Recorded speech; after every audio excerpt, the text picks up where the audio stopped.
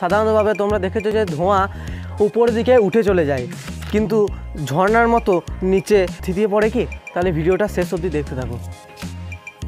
তাহলে লাগবে আমাদের একটা পেপার, যে কোনো পাতলা পেপার, আর একটা স্টিক বা পেন, সরু পেন, আর আগুন তো লাগবেই, আর একটা মানে এরকমভাবে দেওয়ার জন্য একটা গ্লাস বা যে কোনো বড়ো পাত্র, আর এটা আটানোর জন্য। তাহলে বানিয়ে ফেলি।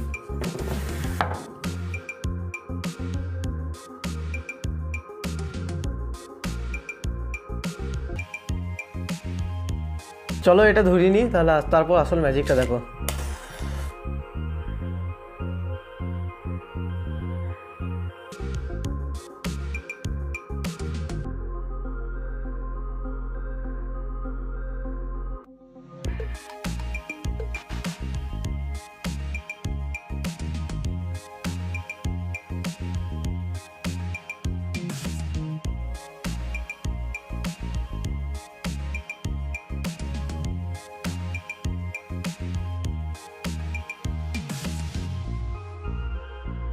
ভিডিওটা ভালো লেগে থাকলে লাইক, কমেন্ট, শেয়ার এবং সাবস্ক্রাইব করতে ভুলো না। জয় হিন্দ, বন্দে মাতরম।